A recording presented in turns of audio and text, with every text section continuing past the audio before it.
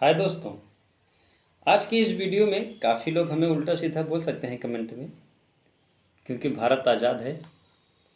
और जब ओझा sir, doctor दीवी कीर्तिमान सर और भारत के पीएम तक को यहाँ उल्टा सीधा बोल दिया जाता है, तो मैं किस खेत का मूली हूँ। फिलहाल आइए वीडियो की शुरुआत करते हैं। एक सेमिनार में एक लड़का डॉक्टर दीवी कीर्तिमान सर से एक सवाल पूछता है कि सर, जो यूपीएससी में सिलेक्शन जिनका होता है, ज़्यादातर उसमें बीटेक वाले, आईआईटी वाले छात्र क्यों होते हैं? इसके पीछे का कारण क्या है? तो डॉक्टर देवी कीर्तिमान सर हंसते हुए जवाब देते हैं, नहीं, ऐसा फ़िलहाल तो कुछ भी नहीं है। और भी लोग हैं जो बीटेक और आईआईटी नहीं करते हैं और अच्छी रैंक ला ही लेते हैं लमसम। तो ऐसा बिल्कुल नहीं है कि किसी एक के नाम ये सिलेक्शन फिक्स हो। जो मेहनत करेगा वो इस एग्ज़ाम में आराम से क्वालिफाई कर जाएगा। तो मैं बता दूं, वो लड़का सर से सही सवाल जवाब किया था 27 मई 2023, पेज नंबर 12। अमर उजाला में छपे एक लेख ने यह खुद बताया है कि यूपीएससी में जितने भी लोग तैयारी करते हैं उनमें से 80% लोग बीटेक किए हुए छात्र होते हैं।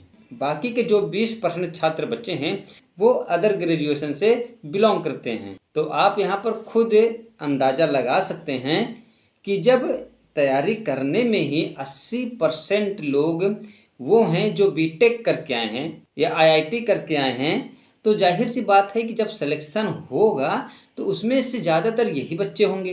बाकी के जो 20% बच्चे हैं वो तो जाहिर सी बात है कि उनका सिलेक्शन कम ही होगा।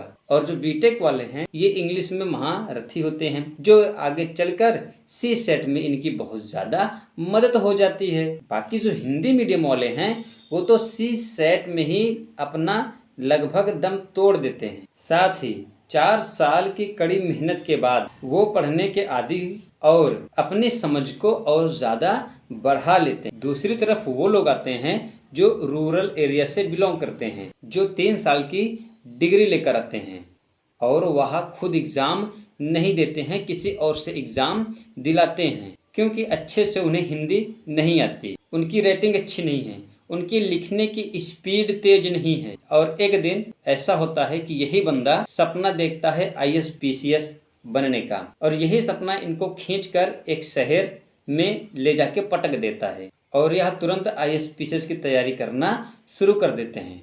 आखिर में तो होता कुछ भी नहीं है, बस ये अपने गांव, अपने समाज, अपने रिश्तेदार में एक इम्प्रेशन झाड़ने के चक्कर में ये भीड़ का हिस्सा बनकर रह जाते हैं।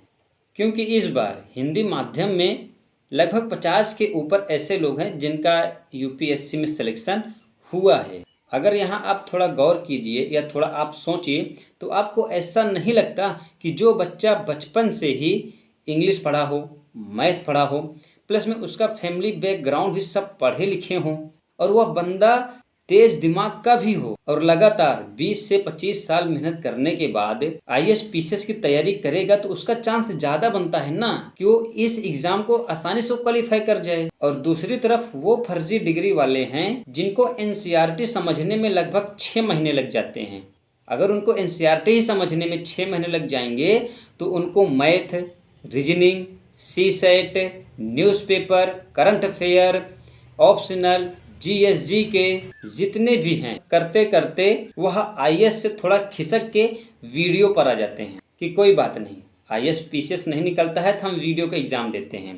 फिर वो वीडियो से खिसक कर एसएससी पर आते हैं, एसएससी से सीजीएल पर आते हैं, सीजीएल पे सीएचएसएल पे आते हैं, सीएचएसएल के बाद एमटीएस पे आते हैं, एमटीएस के बाद टीचरिंग पे आते हैं। अगर अब कुछ भी नहीं मिलता है, हालत ठीक है, हट्टे कट्टे हैं, तो 2 चीज़ें नज़र आती हैं, एक कांस्टेबल की, एक आर्मी की। फिलहाल नौकरी सब अच्छी होती है, लेकिन जब करना यही था तो आप इतना लंबे से दौड़ कर क्यों आए, शुरू में यही कर लेते। ये है रियलिटी। और यहाँ पर कुछ ऐसे भी लोग हैं जो केवल अपना ज्ञान बढ़ाने के लिए कोचिंग संस्था में जाते हैं। उनको नौकरी मिले या नौकरी ना मिले, उनको इससे कोई मतलब नहीं है। और इसी चीज़ को लेकर मैंने देखा है काफ़ी यूट्यूबर यह चिल्ला चिल्ला के बोलते हैं कि जो कोचिंग करा रहे हैं, जो कोचिंग संस्था है, वो बच्चों को लूट रहे हैं कि कोई बात नहीं, आप इस बार फेल हो गए हो तो हमें और पैसा लाओ, हम आपको मेंस करा देते हैं, और पैसा लाओ, हम आपका प्री करा देते हैं, और पैसा लाओ, हम आपको न्यूज़पेपर पढ़ा देते हैं, और पैसा लाओ, मैं आपको टेस्ट सीरीज दे रहा हूँ।